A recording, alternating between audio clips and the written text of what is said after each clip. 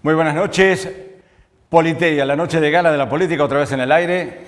A pesar de todo, Dante, ¿cómo le va? Así es, muy buenas noches y por supuesto con un programa cargado de información, muchísimas entrevistas, mucho material para este programa. Tengo una duda y yo después me pongo nervioso, me olvido de las cosas. Usted me dijo que el arándano, bueno, ahí andaba el arándano, pero dice que van a exportar 6.000 toneladas. Bueno, salió un embarque, ¿no?, de 29 toneladas aproximadamente. Y van a llegar a 6.000. O sea, se imagina que todavía estamos lejos. De todas formas, las 6.000 toneladas no es una cuestión de que todo Tucumán, estamos hablando de la exportación del país. O sea, Tucumán, el aporte que tiene de eso debe ser aproximadamente un 10% del total. Y además, lo que está saliendo no es tan solo fruta de Tucumán, sino también es fruta de Salta y fruta de Jujuy. Ya sé a dónde me está... No son las 6.000 toneladas de Tucumán. No, ni tampoco las que salieron en el primer embarque tampoco son. Ahí va fruta del noroeste. Me refiero a fruta de arándano. ¿Y por qué? La implicancia... ¿Por qué la mandan así como cambiada? Porque parece que importa más tirar una cifra grande, hacer como si fuese algo tremendamente de significación. Tucumán tiene 1.000 hectáreas de arándano, eso es todo. O sea, poco al lado de las 270.000 de caña, poco al lado de las 10.000 de palta, de las 35.000 de limón. O sea, en realidad sí, es algo que nació... El cultivo de arándano hace mucho tiempo en la provincia de Tucumán. Pero bueno, ahora hay alguno que decidió pagar el embarque, para que todos los tucumanos paguemos los aviones, de algo que sale para toda la provincia. Pero tampoco crea que usted puede tener un lugarcito muy especial para sacar su fruta de arándano, en el caso que la tenga, a menos que tenga algún contactito, algún teléfono donde llamar a casa de gobierno para que le embarquen la fruta. De todas maneras, seguramente que a usted le toca mandarla por barco y va a llegar después de la fecha de alto consumo en Estados Unidos. ¿Por qué importa en todo caso Tucumán? Sigue importando al igual que importó a comienzo de los 90. La fruta arándano no es de ahora. La fruta de arándano, y si también queremos decir, digamos, una de cal y una de arena, fue una idea excepcional del ingeniero Bernabé Alzabet durante la gestión de Bussi. O sea que estos se están subiendo, se están poniendo chaleco y saliendo con el rataplan a sacar un poquitito de pecho con algo que es simplemente ahora poner un avión, pagarle entre todos los tucumanos un avión, hacer todas las instalaciones para que salga una fruta de algunos productores. Que vamos a tener algún programa destinado a quiénes son todos los productores de arándano y bueno, vamos a llevarnos algunas sorpresas. Bueno, a mí lo que me llama, lo de las 6.000 toneladas... No. De todas formas es un buen cultivo, es una buena alternativa. Tucumán tiene la posibilidad de trabajar en contraestación. Contraestación, ¿por qué? Para llegar a algo mágico, tremendo.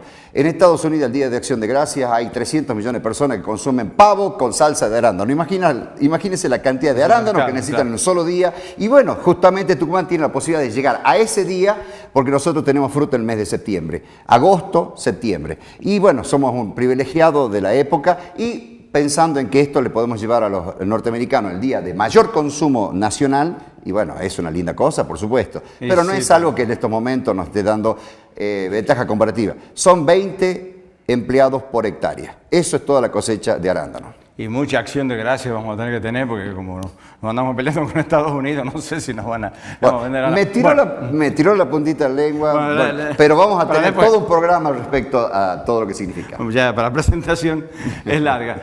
Ya volvemos, vamos a un corte en Politeia.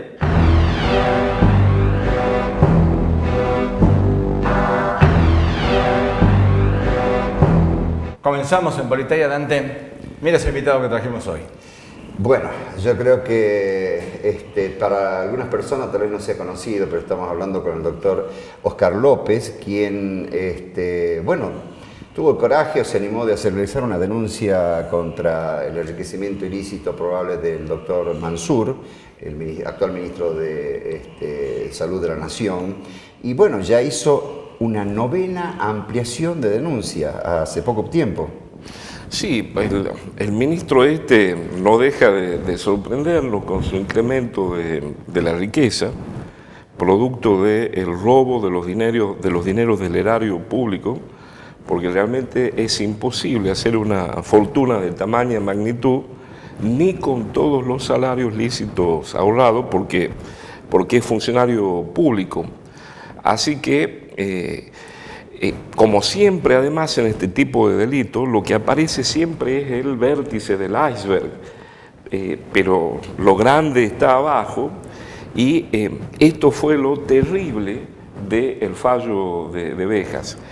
Bejas tomó, el juez federal, la primera declaración por 4.600.000, tomó la segunda por 4.900.000, en donde solo había 300.000 pesos de diferencia, y luego evitó tomar, yo calculo, no menos de 600 millones de pesos que aparecieron en la causa. O sea, lo del juez Bejas es un fallo de una magnitud delictiva escandalosa. Bien. Es decir, él se ocupó solamente del sencillo hasta el momento. Claro, o realmente, yo le diría, no es el juez federal número uno, es el juez de garantía de impunidad federal número uno en la provincia de Tucumán para el poder. Atendiendo un poquitito al esquema, ¿qué es lo que digamos? Hay datos por parte de la oficina, por tomar uno solo de los últimos datos, la Oficina Anticorrupción, estamos hablando del organismo nacional, detalla que hay un crecimiento del 44% en el último año. O sea, realmente un espectáculo. O sea, solamente si tomamos ya algo del último año. Dante, pero además de un dibujo, que esto es otra cosa que lo sabe cualquier investigador, menos el juez Bejas, que siempre acá se dibuja, se miente para intentar, obviamente, garantizarse la impunidad. Él, en la declaración jurada del año 2013, habla de un patrimonio de 13.600.000, que efectivamente es un incremento del 44% del dibujo. Pero, por ejemplo, hay un estudio absolutamente serio de que ha presentado en esta declaración 15 millones de pesos en bienes inmobiliarios ubicados solo en la provincia de Tucumán por 800.000 pesos. O sea, presentó una casa que cuesta 4,5 millones de pesos, por lo menos, valuada 5 meses atrás, a un precio de 428.000 pesos. Presentó una casa valuada en 1.250.000 pesos en 128.000 pesos. Presentó ¿Son precios por crear? No, son habitacionales. Presentó 7 propiedades inmobiliarias valuadas en varios millones de pesos a un valor de 0 pesos. Esto solo es en Tucumán. ¿Para qué vamos a hablar de propiedades en Tucumán? Nada más 7 propiedades valuadas en millones de pesos. Él pone en su declaración jurada que cuestan 0 pesos. Más todo lo otro. ¿No serán las encuestas que él mide? No es una confusión, pero dio 0. Y además suena todavía el gobernador, que yo creo tiene que estar enfermo, suena como su candidato, su delfín impectore, como el candidato a gobernador de todos los tucumanos. Pero yo me imagino que no seremos tan tontos los tucumanos. Este ministro se compró Nucete. Basta. ¿Qué es Nucete? Y yo creo que cuando las tucumanas y los tucumanos, por ahí podemos comprar 1 litro de aceite de oliva, sabemos cuánto cuesta el aceite de oliva, cuesta carísimo. La mayoría de los tucumanos no usamos aceite de oliva en las ensaladas. Y bueno, produce esta fábrica no menos de 2,5 millones de litros de aceite de oliva por año. Es dueño de plantaciones de oliva. Es dueño de un edificio inmenso del 50%, de 7.000 metros cuadrados, en la calle Marco Paz y Salta. Había un edificio también en el pasaje 2 de abril. Exactamente, justamente frente al juzgado en donde el juez Bejas le garantiza impunidad. O sea, es una cuestión en donde uno dice, ¿para qué trabajamos? Nos demos las manos todos y nos sintamos todos unos imbéciles, porque este señor, que es el representante del pueblo, que tiene los fondos nada más ni nada menos que de la salud de todos los argentinos, o sea, de nuestra vida, está haciendo una fortuna incalculable, robándole la salud de todos los argentinos. La pregunta es, o sea, hubo una inquietud que lo lleva a usted como abogado a hacer estas presentaciones. ¿Cuál fue? La primera, cuando hace 9 ocasiones atrás. Sí, yo creo que está ligado a lo que nosotros hemos visto de nuestros abuelos. Herbeta, suena la tarantela, suena el Tano, Ríos, López y García. Gente que llegó al país, gente que se casó con gente que vivía acá, gente que trabajó, gente que era de palabra. La palabra de nuestros abuelos, las palabras de nuestros padres eran sagradas. Volver al trabajo, volver a que los representantes del pueblo sean gente digna, sean como Lisandro de la Torre, sean como esos ejemplos que tiene la historia. Tenemos que volver a una racionalidad. Los representantes no pueden ser los ladrones del pueblo, a quien yo le doy un mandato y teóricamente nosotros somos los soberanos, no pueden tomarnos tan por estúpidos. Ahora, por ejemplo, usted si tomamos la primera declaración jurada del ministro Mansur, es de 370.000 pesos cuando era ministro del Perovich. Cuando llega aquí a la provincia, la declaración jurada es media página, es de pobreza franciscana y hoy son guías telefónicas. Creció 37, bueno, casi 40 veces. El dibujo, ¿cierto? Porque el dibujo es una mentira infame. O sea, el dibujo es ridículo. A esto que está marcándose. Ya está comprobado, teniendo en cuenta solo los bienes de Tucumán, que el dibujo con el cual nos miente a todos y le miente a la Oficina Anticorrupción, si nos mienten 15 millones y declaró 13.600.000, ya estamos hablando de 28.600.000, menos los 800.000 en que ha evaluado los 15 millones. Digamos que ya está comprobado que los bienes en realidad declarados, el dibujo, son exactamente 27.800.000 pesos. Pero, por ejemplo, de todas maneras, ¿qué origen podría llegar a tener? ¿Han logrado investigar de dónde pudo haber venido el dinero? Hay una cuestión que es, en este tipo de delito, absolutamente lógica. Uno analiza cuáles son nuestros ingresos. Si de repente nosotros fuéramos ricos de un día para otro en un corto periodo, evidentemente, esto lo dice toda la técnica de investigación en este tipo de delito, es producto del robo de los erarios que la Constitución de la Nación les dio para administrarlo a favor de todos los argentinos y que comienzan a robarlos a su propio favor, ¿no? Legalmente, ¿qué otra cosa se puede hacer? Presentaste la novela ampliatoria y después, ¿qué pasa ahora? Yo lo voy a pedir la destitución del juez Beja, lo voy a denunciar penalmente, porque un fallo tan grosero, un fallo que no lo haría el más humilde, el más tonto de los policías, no dictaría este fallo. Yo creo que solo responde a lo que dice Francisco, ¿no? El Papa Francisco. La raíz de todos los males está en el amor al dinero. Yo creo que el juez Beja ama mucho el dinero y es capaz, por razones constantes y sonantes de muchos pesos, es capaz de producir un fallo como este, ¿no? ¿Está apelado?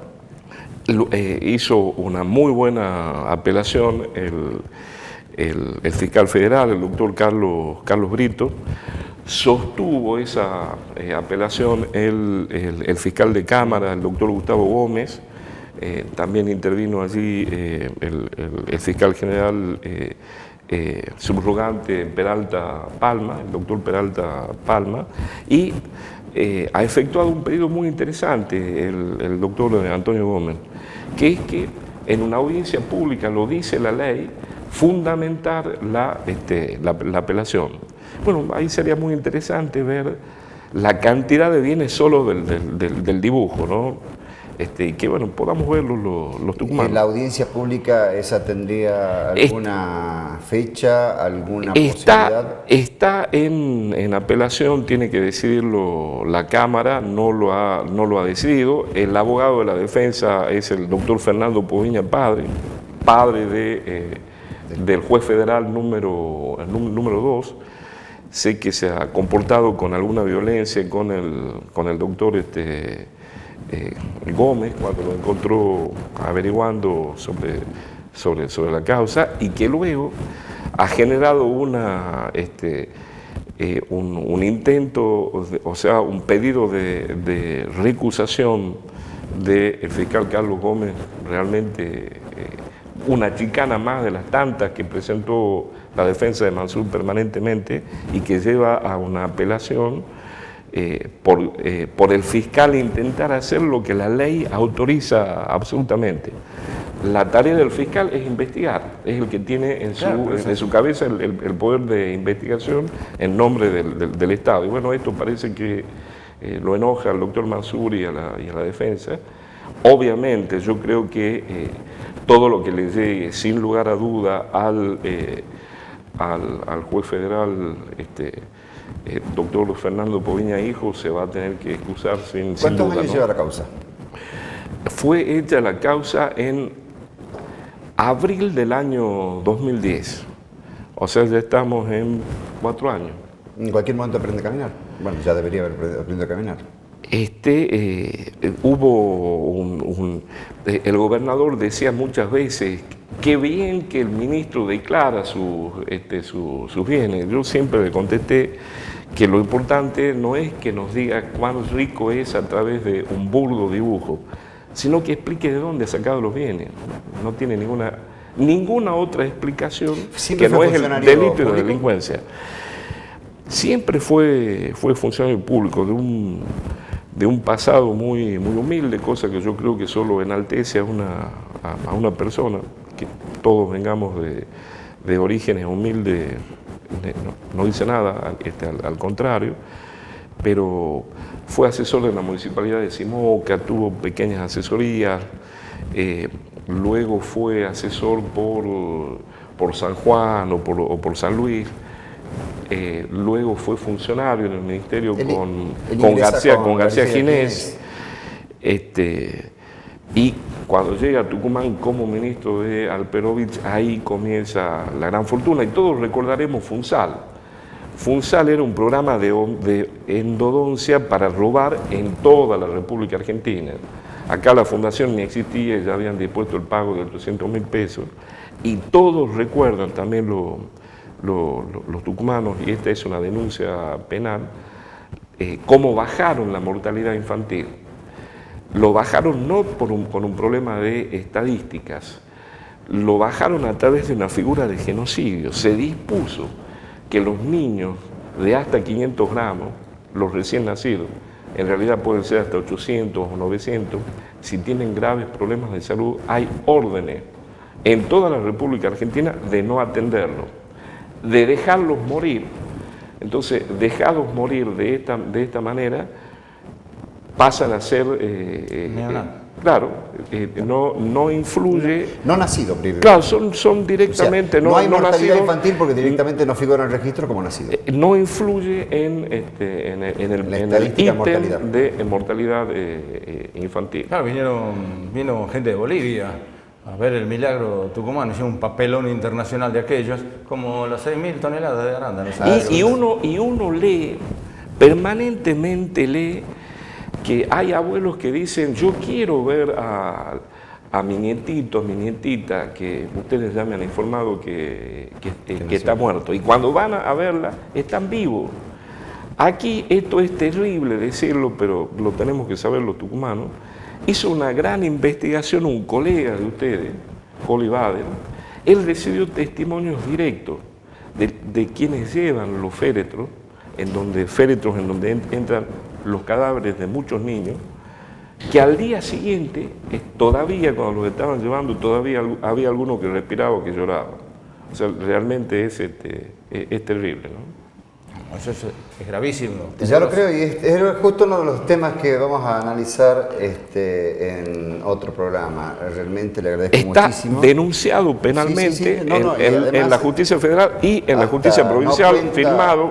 No cuenta todo ese detalle con el aval de los profesionales, de los galenos tucumanos. Es una cuestión directamente de las autoridades que toman esa decisión, y luego el resto, bueno, se abstiene de actuar directamente o digamos, de prestarse en algunos casos, pero la orden ahora es a nivel nacional. Pero bueno, en una de esas Cuba también esa es la forma con la cual hizo bajar sus índices, que mejoró todo, mostrando que todo andaba bien. No sé, digo, no entré en detalle, pero vamos a entrar en detalle seguramente en el próximo programa. Le agradezco muchísimo, doctor Oscar, López. Una más. ¿Tu vida cambió mucho después de las denuncias? Sigo viviendo exactamente. Normalmente no tenés problemas. No, absolutamente no. Debo decir que no, eso está bien. no he tenido problemas. Y obviamente tampoco he recibido absolutamente nada. Hay gente que te esquiva. Ni oferta ni...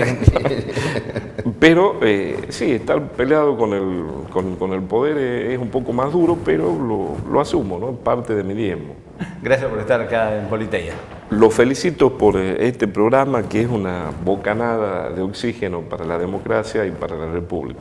Muchas gracias, y desde ya una aclaración: todo lo que está diciendo el doctor López, por supuesto, es comprobable, usted lo puede ver, puede consultarlo. Realmente los datos que aportó son de público conocimiento, o sea que directamente desde ya... Obran en la justicia y tienen la firma puesta. Ahí está, gracias. Pausa.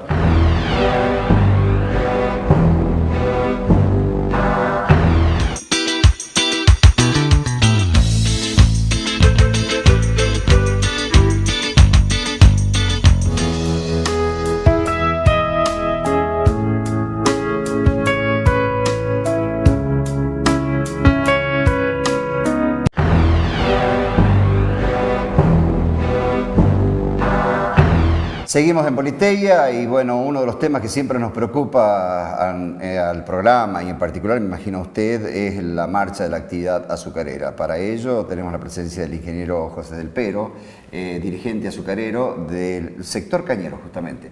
¿Qué tal, ingeniero? ¿Cómo está? ¿Qué tal? Buenas noches. La primera pregunta, y respecto a esto, ¿cómo evalúan ustedes la marcha de la zafra, la actual, la 2014?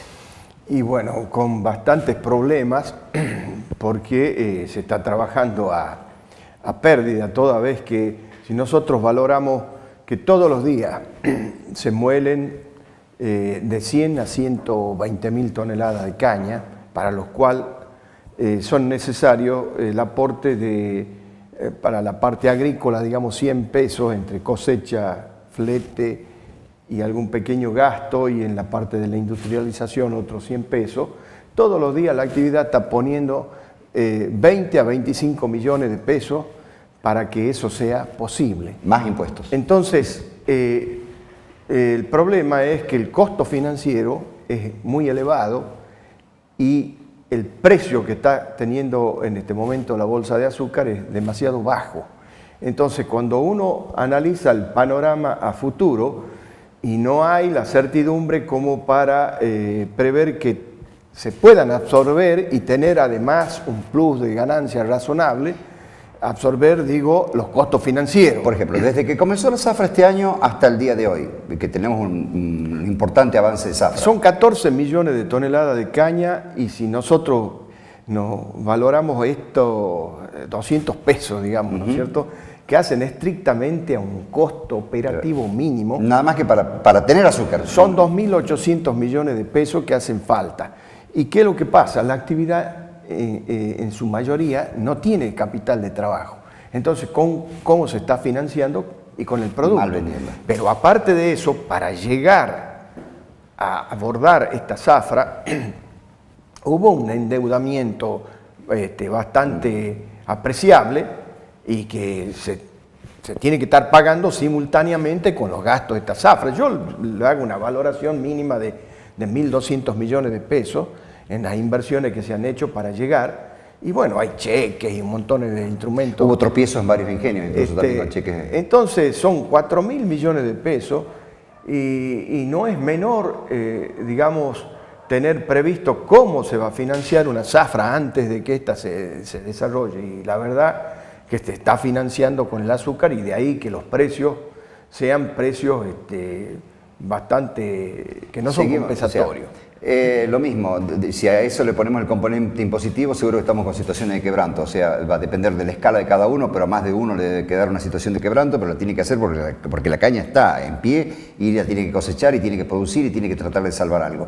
Por ejemplo, digamos, a fin de ubicarnos, porque algunas veces se habla de que Tucumán es azúcar, la preponderancia del azúcar, a lo mejor al citadino, para el San Miguel de Tucumán no le lleve mucho, pero en la vida de un pueblo, en el interior de Tucumán, es azúcar. Todo gira alrededor del ingenio. Yo he tenido la oportunidad, lamentablemente no lo he traído, es un trabajo que ha elaborado el Departamento de Economía Aplicada de la Federación Económica, en donde lo dirige a todo esto el contador Arquímedes Carrizo. Y para dar un número, si nos remitimos a 4 años para atrás y comparando el ingreso del sector público con respecto al del sector privado en su faz productiva e industrial, tomando las principales actividades de Tucumán, que podrían ser la caña, el limón, el arándano y otras producciones, estábamos hace 4 años atrás en algo así como el sector privado, un 80% y alguna colita de lo que ingresa por el sector público. Y hoy estamos rondando el 40%, si no me falla la memoria. Es decir, nos hemos empobrecido, tenemos que hacer frente con un ingreso global del sector en caída, digamos, a una presión tributaria y a un gasto público que cada vez es mayor. Se pasa de un presupuesto de 14.000 millones a ejecutar otro de 24, que creo que tiene una ampliación, y ahora dice queremos gastar 30.000. Entonces, el tema es, ¿cuál es la calidad del gasto público? Nadie se fija en cómo gasta el Estado y en qué gasta. Bueno, es todo un tema, ¿no es cierto? Entonces, y la actividad... Producimos lo mismo, con menos precio, y sin embargo tenemos que mantener mayor cantidad de Estado. Realmente es para preocuparse, y uno ve que, digamos, si tomamos en cuenta desde el 91, en donde se desregula la actividad... es justamente, ahí le hago la pregunta. Desde el año 1991 se desregula la actividad. Es decir, ¿qué significó para Tucumán? A partir de ese momento hasta el año 2014. Antes que nada, yo creo que hay que decir que esto es una política de concentración de los medios de producción, porque lo ponen a todo el sistema en un esquema de la ley de la selva, y rige la ley del más fuerte. No hay límite para nada. Entonces, ¿qué es lo que pasó? Si tomamos en cuenta las estadísticas del CFI desde el año 1982 hasta el 2002, digamos 20 años, y ahí diciendo o teniendo en cuenta que en el 91, a fines del 91, se desregula la actividad, bueno, está todo dicho, porque han desaparecido digamos, dividiéndolo en 3 franjas a los productores, hasta 10 hectáreas, después la otra franja hasta 50 hectáreas y de más de 50 hectáreas. De las 2 primeras franjas han desaparecido alrededor de un 46%, son números parecidos en las 2 franjas. Y está detallado, yo no lo tengo en la memoria en este momento, a dónde han ido a parar estas hectáreas de las cuales se han deshecho. La mayor parte fueron a parar a engrandecer los que ya eran grandes. Entonces, ¿qué hemos hecho con esta política? Es entorpecer, o sea, empeorar las pymes, empeorar la distribución del ingreso, que es lo que tiene que buscar toda política, es buscar justamente que el ingreso se distribuya de mejor manera. Una de las bondades de la actividad azucarera que recuerdo era la distribución, el efecto distributivo era 4:1, era más que turismo. Totalmente, y eso sigue hasta ahora. ¿Y qué es lo que también ha perdido Tucumán en su conjunto? Porque acá decir que empeora la distribución del ingreso es decir que Tucumán pierden todos los tucumanos.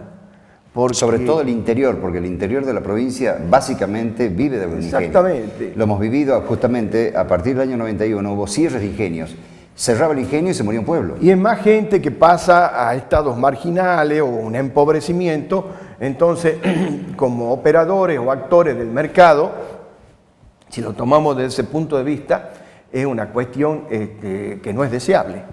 Porque lo deseable es que todo se vaya mejorando, digamos, y que se contenga cada uno que en su se lugar. iguale para arriba, no para abajo, como igualan estas políticas. Es vergonzoso, digamos, que a tantos años no se haga un análisis de los resultados de las políticas que se aplican, que es lo que debería hacerse. Y Tucumán ha perdido, digamos, en la década del 90, cuando nos encontrábamos, cuando tú eras periodista en el diario La Gaceta, y Tucumán en la década esa perdió más de $1.000 millones.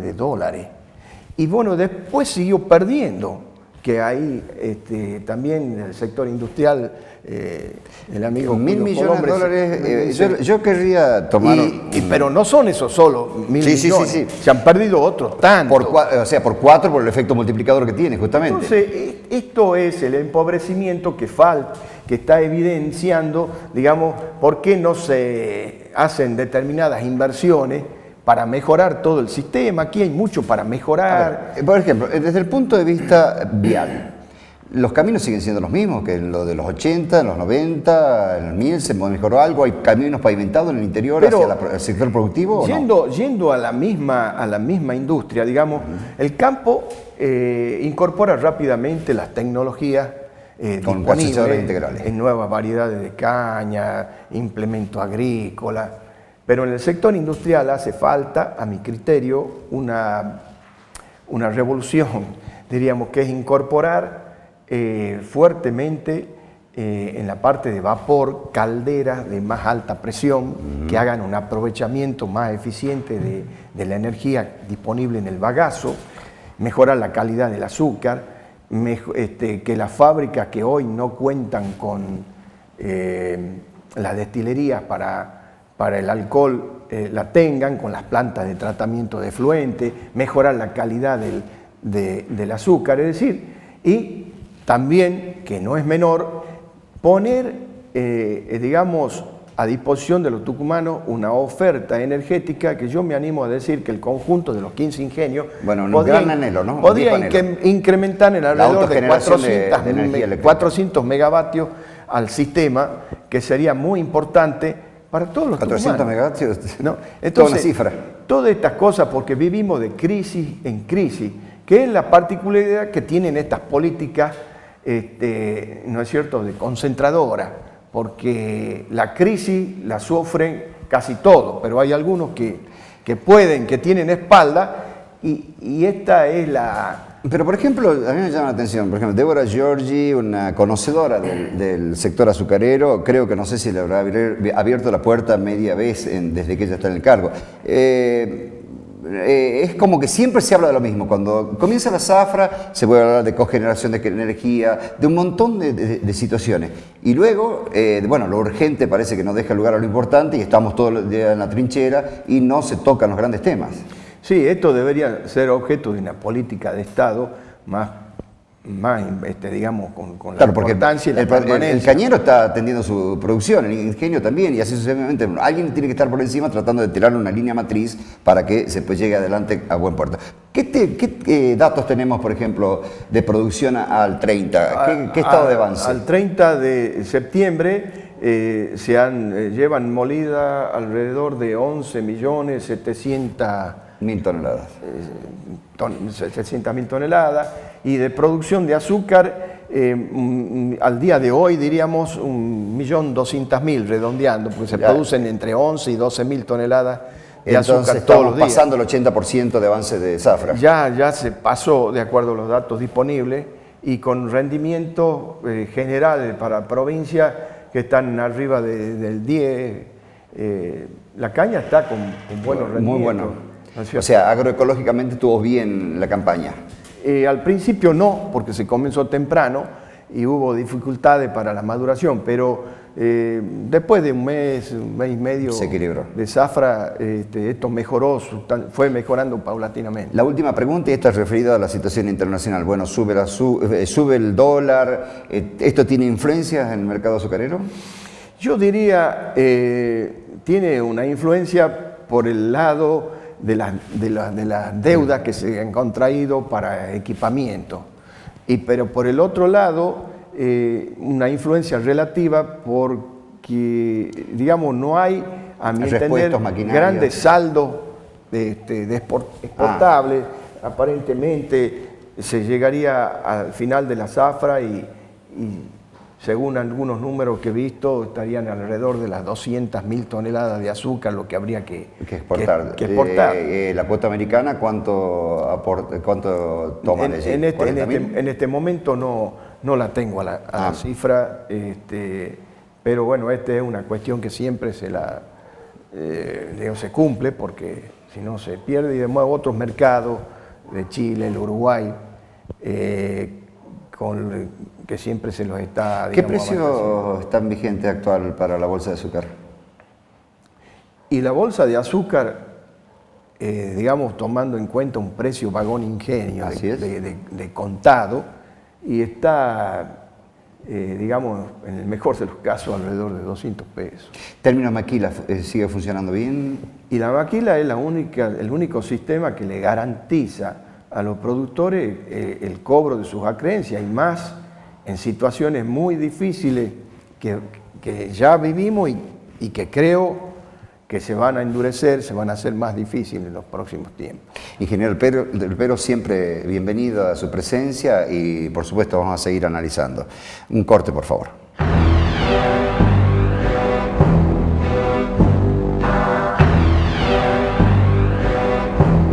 Esta mañana estuvimos en la conferencia de prensa que dio la Democracia Cristiana analizando esta reforma al Código Civil que en estos momentos se está discutiendo, la oposición se retiró, todo, bueno, como pasa siempre en la República Argentina. Hablamos en primer término con la doctora Mara Moskevich y nos decía lo siguiente sobre algunos puntos que ellos cuestionan de esta reforma. Buen día. La posición de la Democracia Cristiana y del 90% de los ciudadanos tucumanos que no han sido oídos en las audiencias que se han hecho en la legislatura es que esta reforma desde el vamos es inconstitucional. Contemos con que no se ha seguido ni siquiera el trámite reglamentario que impone el Congreso de la Nación para que esto sea tratado hoy al mediodía. No tiene dictamen de mayoría, entonces no está en condiciones reglamentarias de ser tratado. Por otro lado, es un atropello a la división de poderes, porque fíjense ustedes, la Presidenta de la Nación encarga a 3 jueces que redacten un código y el Congreso solamente lo refrenda. Los jueces, que 2 de ellos están en la Corte, son los que tienen el control último de constitucionalidad. O sea, cuando los casos concretos se empiecen a plantear sobre los graves defectos y fallas que tiene este código y los abogados empezamos a plantear la inconstitucionalidad de ciertos artículos, ¿quién tiene el último control de constitucionalidad? Los 2 jueces que lo han redactado. No lo van a encontrar inconstitucional. Los ciudadanos nos han dejado atados de pies y manos con esto. Se dice que esa comisión ha sido elegida de acuerdo a la ley y que además también la integró la oposición. ¿Por qué la cuestionan ahora? La integró también la oposición, pero nosotros no cuestionamos como oposición. Yo no cuestiono como oposición la inconstitucionalidad o las fallas graves que tiene este proyecto de código. Cuestiono como ciudadana, como madre de familia. Y como cristiana también, como la Democracia Cristiana también la cuestiono, por supuesto. Como abogado, no sé si han leído ustedes ayer la solicitud de norma espectacular que sacó el Colegio de Abogados de Buenos Aires, explicando los motivos por los cuales esto no es constitucional. O sea, como abogada estoy opinando, no como oposición. Esto está trastocando nada menos que el inicio de la vida. Si bien va a seguir concibiendo el inicio de la vida desde la concepción, como el nuevo artículo 19, como lo hace el 63 del Código Civil vigente, no se establece qué se va a hacer con las personas que ya están creadas en laboratorios y congeladas. No se las está tomando como personas, no se prohíbe su desecho, no se prohíbe la selección y descarte de seres humanos que son como vos y como yo y como usted, señora. Se está atacando la institución del matrimonio, que yo creo que es lo que hace fuerte a una sociedad, que tenga familias fuertes. Se está atacando la familia porque se está estableciendo el divorcio express, por ejemplo. Va a ser mucho más fácil divorciarse que ir a una moratoria de rentas, más rápido. Se deroga el plazo de espera que debe haber de 2 años entre contraer el matrimonio y poder divorciarse. Ese plazo de espera tiene un fin sociológico y está estudiado ya por la ciencia. Es lograr que el matrimonio pueda rever la situación y pueda retrotraer al deseo de separación. Por eso se espera 2 años. Bueno, ese plazo se deroga. Uno podrá casarse y divorciarse al día siguiente, según este nuevo proyecto de código. A las uniones convivenciales, que las establece a través inclusive de un registro, les da mayor relevancia jurídica y deberes y derechos que al matrimonio mismo. O sea, un ataque flagrante a la familia. Se permite la adopción por homosexuales sin haber hecho los estudios sociológicos y psicológicos necesarios para determinar que no produce daño alguno en la persona adoptada. Se permite la adopción también por personas solas, cuando en realidad el instituto de la adopción tiene una naturaleza jurídica muy clara y un origen muy claro, que es devolver a la persona que perdió su familia, al niño que perdió su familia, la familia más parecida a la familia biológica que la ha perdido. O sea, se trata de buscar, los jueces de familia tratan de buscar, inclusive dentro de las características de raza, cultura, religión, buscar una familia parecida a la que él perdió. Y ser adoptado por 2 hombres, cuando no han sido concebidos por 2 hombres, es distinto a reponer su familia perdida. No solamente se tocan los derechos de familia en esta reforma del Código Civil, también se tocan la potestad que tienen las partes de contratar libremente dentro de lo lícito. Los contratos en dólares, por ejemplo, se establece que el deudor se puede liberar de su deuda abonando la deuda al cambio oficial. Si yo, por ejemplo, siembro y compro agroquímicos, los tengo que comprar afuera porque Argentina no los produce, ¿quién me va a querer vender a 8.20? O sea, en realidad nadie de afuera nos va a querer vender si nosotros empezamos a pagar al precio del dólar, al valor oficial, que sabemos que desgraciadamente no es real, porque hay otro dólar que está circulando y es el dólar que nos establecen los precios las personas a las que importamos nosotros. Este código, entonces, nosotros, después de un estudio largo, esta opinión no es caprichosa, esta opinión no es de alguien que, como yo, defiende la vida desde la concepción hasta la muerte natural, no, es como ser humano, como ciudadano, no hemos sido escuchados. El grupo de senadores y diputados de la Comisión Bicameral que avalan este código, pues no puedo decir que lo redactaron porque no lo redactaron, han ido por muchas provincias del país escuchando a expertos y a civilistas y a gente que quería opinar. Escuchando es una forma de decir, porque en realidad no escucharon nada a la hora de redactarlo o de hacerle modificaciones. Otra cosa muy grave que quiero que la tengan todos en cuenta es que el derecho al agua, el derecho al acceso al agua es un derecho humano hoy. Según este código no va a ser un derecho humano. El agua va a ser propiedad de la persona que es propietaria del terreno. O sea, dejando sin agua a todo el resto, si quiere, y no va a cometer acto ilícito. Es gravísimo.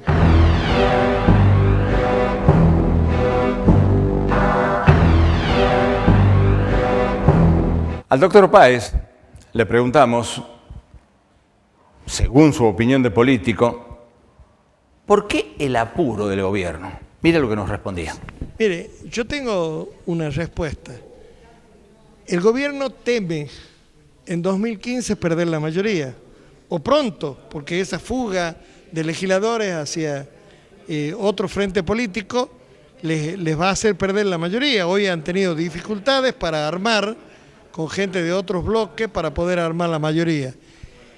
Y en segundo lugar tienen la urgencia de que las deudas contraídas en moneda extranjera se puedan cancelar en moneda nacional al valor del llamado dólar oficial, que está un 89% de lejos del dólar real, que no me alegra que se haya producido esta devaluación aparentemente no querida por el gobierno, pero su actitud ha provocado esta estampida del dólar, que es el dólar real. Esa es una de las causas, y la exculpación de la responsabilidad de los funcionarios a título personal y con su patrimonio, de los daños que produzcan con su accionar a los bienes del Estado, nacional, provincial o municipal. ¿ADC estaría haciendo presentaciones de anticonstitucionalidad? Probablemente, y con las dificultades que decía la doctora, en el sentido que quienes que tienen que declarar la inconstitucionalidad, hay 2 jueces de Cámara, jueces federales, hay 2 miembros de la Corte Suprema que no van a poder fallar, porque si han tomado parte activa en la redacción de una ley no van a poder declarar su inconstitucionalidad porque evidentemente están confundidas su voluntad con el texto de la ley. En cuanto al tema de la vida, bueno, es llamativa la coherencia de ustedes en este caso, ¿no? Por eso, pareciera que somos uno de los pocos sectores que en el país salen a decir lo que interpretan el pensamiento de todos los argentinos, porque acá el concepto del derecho a la vida, que está escrito en los pactos internacionales, en el actual Código Civil, en la Constitución Provincial, es un derecho, eso no se puede cambiar, porque además de un concepto religioso, valorativo, es biológico. La vida nace en el momento de la concepción. Y esos embriones que se conservan para luego producir la fertilización, son personas humanas que ya tienen una existencia desde el momento que han sido extraídos.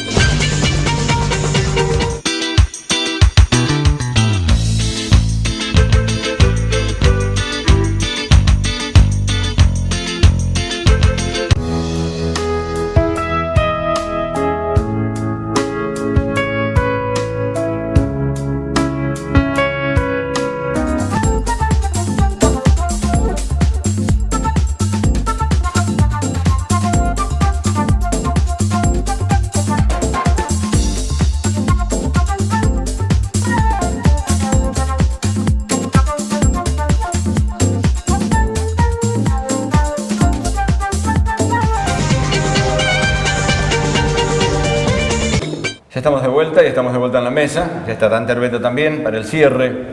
Pero antes les quiero presentar una nota del señor Sergio Rubén Arroyo, tucumano. Escribió un libro que se llama Proyectos necesarios para una república exitosa, ¿no? Acá se lo muestro. Así es. Nuestra cámara. Es un proyecto sobre seguridad. El gran tema argentino en estos momentos. Él se lo dio también al doctor de la Sota cuando estuvo en Tucumán. Es un proyecto, es una idea.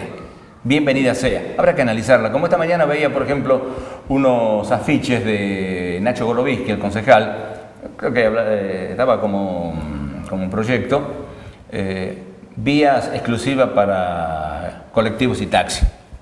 En algunas partes anduvo bien, en otras partes fracasó, pero es una idea. Yo quiero que los funcionarios tengan idea, porque a nuestros funcionarios no se les queda una idea, están ahí solamente para cobrar sueldo.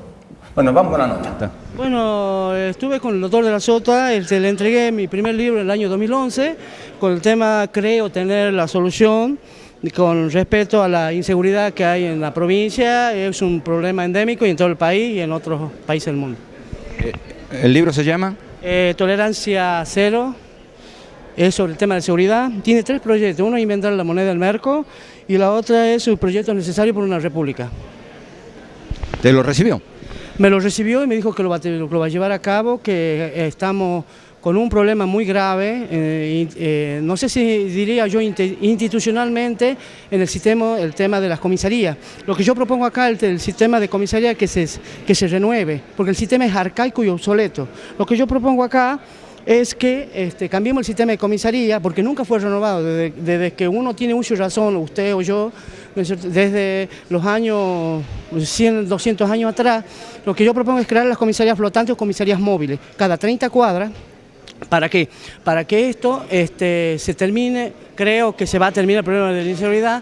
¿Por qué? Porque van a ser puntos móviles, diríamos 5 motos, todo con trabajo, una radio metropolitana, y de esta manera la gente va a saber que hay puntos. Le pongo un ejemplo.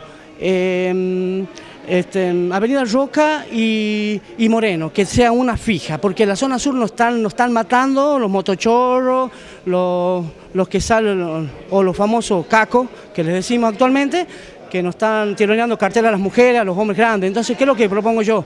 Que cada 20 cuadras, 25 cuadras, 30, se ponga una comisaría flotante o móvil. Entonces la gente sepa que cuando ante una presencia de algún ilícito, se avise a un 911 y ese 911 queden 3 motos, salga una moto a recorrer por donde han y directamente al delincuente se lo encuentre con la mano en la masa. ¿Hay antecedentes en el mundo de un sistema así? Mire, yo hablé con un canadiense, no me acuerdo bien cómo vino hace 5 meses acá en el Salida de Tucumán, y bueno, él proponía que haya una policía de prevención. Entonces a mí me habló y me dijo, la verdad que la idea de usted está muy buena, que se lo podría intentar llevar a cabo.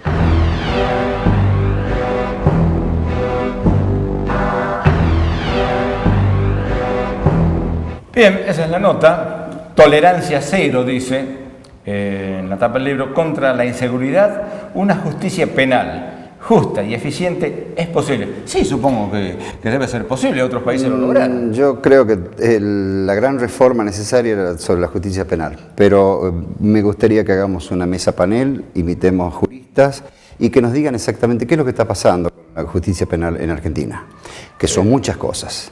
Porque hace unos días se mostró un video terrible de tortura a un detenido. Acá en la policía. Pero claro, sucede que la policía también cree que puede ser todo. No. Es apresarlo y mandarlo a la justicia. Ah, claro, pero allá arreglan ellos, yo hice el trabajo duro. Ahí comienza todo, había ¿no? un médico muy famoso en los 80, el doctor Belomío, legista. Me tocó en mis años mozos compartir mucho tiempo con él y él decía que cuando vos quieras combatir la quiniela clandestina, la prostitución, mete en cana el jefe policía, al comisario. Cuando vos quieras combatir el abigeato, bueno, anda a averiguar qué está haciendo la regional, pero cuando vos quieras combatir la droga, tenés que atacar al jefe de policía. Y eso ocurrió incluso en Córdoba, donde toda la cúpula policial de Córdoba cayó a raíz del problema del narcotráfico. Mirá si será cierto aquello de que la policía ya no es parte de la solución, sino parte del problema, que la bonaerense creo que tiene un despido cada 2 días o 2 despidos por día, y no la pueden sanear. Lleva años. Lleva años y no pueden. Pero de todas formas siempre es una decisión política. Necesita que el gobierno en sus 3 poderes tome la decisión de hacer el cambio. Claro, ahora, si en seguridad vamos a poner exjugadores de fútbol, vamos a poner gente que jamás oyó hablar de seguridad, si vamos a tener una escuela de policía que no sé qué enseña, bueno, no sé para qué está seguridad, para que los padres que son oficiales se peleen, se matan por meter los hijos adentro, ¿no? Seguridad. No sé, Creo que prácticamente es una cuestión de que todo el mundo se siente como prisionero, está en una trinchera. Pero no tan solo es una cuestión de, hablemos de la inseguridad que existe a nivel de robos, saqueos o lo que fuere, sino también hay otra inseguridad. Cuando se habla de inseguridad jurídica, que también tiene que ver con la falta de inversión, que luego al no haber inversión no hay empresas, al no haber empresas no hay fuente de trabajo genuino, todo se remite a un clientelismo, a un plan social, entonces todos esos elementos conforman, cuando uno dice seguridad, no tan solo es la cuestión que tiene que ver con el robo, sino también con la cuestión de la seguridad jurídica en general. Yo creo que hay muchas situaciones que son válidas. Pero y aprovechando... Desde el comienzo, es decir, yo esto se lo conté muchas veces, pero se lo repito para que vea que hace rato que se inventó el aceite y nosotros seguimos cocinando con grasa. Porque esta es una provincia que alguna vez puso farmacéuticos en la Caja Popular, médicos anestesistas en turismo, contadores en el Ciprosa y bueno, jugadores de fútbol a manejar la seguridad. Nos pasamos los tucumanos, ¿eh? Es como dice Pinti, cualquier sociedad que haga la mitad de las macanas que hacen los tucumanos, yo hubiera desaparecido, pero hace varios siglos. Hay muchos elementos para considerar. Incluso en estos últimos días, digamos ahora, la mirada contra los buitres internos del gobierno nacional está en el manejo del dólar, o sea, en el contado con Liquid. Resulta que hay grandes operadores, descubre el gobierno por obra y magia de que hay entre 3 operadores, uno de ellos el Banco Macro, o sea, el que le paga los sueldos a todos los tucumanos, a todos los empleados públicos. Bueno, resulta que está denunciado absolutamente y pasó a ser el mayor de los buitres. Y sin embargo, uno pregunta, ¿y el Banco Macro cómo llegó a manejar semejante poder, a tener semejante poder económico, si no es de la mano del sector político? Primero lo arrimamos y luego no, este es el culpable de lo que nos está pasando. Hay muchas situaciones importantes. Dicho sea de paso, en Tucumán el comportamiento del dólar, digamos, levemente inferior al de la semana pasada, se comportó muy cerca de los valores de cotización de Buenos Aires, ojalá que se haya sido por el comentario que hicimos la semana pasada, pero se conseguía los operadores de un supuesto mercado que no existe, bueno, pero la gente compra y vende dólares, y estuvo aproximadamente en 15,85, 15,90 pesos la unidad. En otro orden de cosas, señores legisladores que van por la reelección, reelección, paren, Otra más como esa y el alperovichismo tercero cómodo no tienen idea el rechazo que ha producido en la sociedad tucumana. Decía Albert Einstein, hay dos cosas que son infinitas, el universo y la estupidez humana. Del universo no estoy tan seguro. Prácticamente está haciendo un cierre. Y claro, porque entraba justo, ¿vio? Es lógico, porque... Ya contra eso no hay nada más que hablar. Unos detalles antes de que se nos vaya el programa, pues ya nos están apurando. Unas cifras que me estuve enterando hoy que las vamos a profundizar. Sobre el presupuesto de la municipalidad, el mensual, a eso me refiero, aproximadamente lo que corresponde a escala salarial da un ingreso salarial bruto, según estas estadísticas, de 24.700 pesos por empleado. Qué municipalidad, ¿no? Me imagino que todo eso tiene una repercusión en la cantidad de servicios que reciben los tucumanos, pero impresionante. Usted me decía que por qué no aprendemos de otras partes y se ve en la calle de Buenos Aires, ¿no? Así es. Ahí, ¿no? La calle Buenos Aires está cortada, se está haciendo teóricamente una ampliación de acera, pero dejando un carril central. Si va a ocurrir lo mismo que hicieron con la continuación de Congreso rumbo a la plaza, que iba a ser también carril central, pero después le pusieron una estaca al medio y no se puede pasar. O sea, directamente cada vez se aísla más a la zona sur. Pero ¿por qué el habitante primero, de la mitad después? Digo. Bueno. En ese caso ya no se podía, pero sí se podría haber hecho una acera primero y la otra después, claro. Pero no de la forma que se encaró. Claro, acá se corta todo.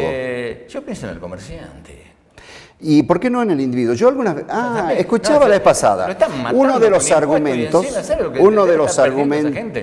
argumentos básicos de esta municipalidad, lo hacemos por usted, pensando en usted, pero resulta que cada vez le cerramos más el centro, en el centro vive gente, en el centro necesitan hacer todos los trámites, porque todas las reparticiones oficiales están en el centro, todo tiene que hacerse en el centro, pero resulta que cada vez lo hacemos que los ómnibus lo dejen más lejos, o sea, cada vez queda más lejos ir al centro. Entonces, yo no sé... ¿Qué se puede decir que estoy pensando en usted si cada vez lo alejo más de la posibilidad de acercarse a los lugares de interés o los centros de atención? ¿Sabe quién nos está acercando? Melina de allá nos dice, hasta acá llegaron. Bueno, se nos va el programa, desde ya agradecido y por supuesto los volvemos a ver en el próximo programa. Chao. Politeia, la noche de gala de la política. Esperamos seguir con ustedes el jueves a partir de las 23. Chao.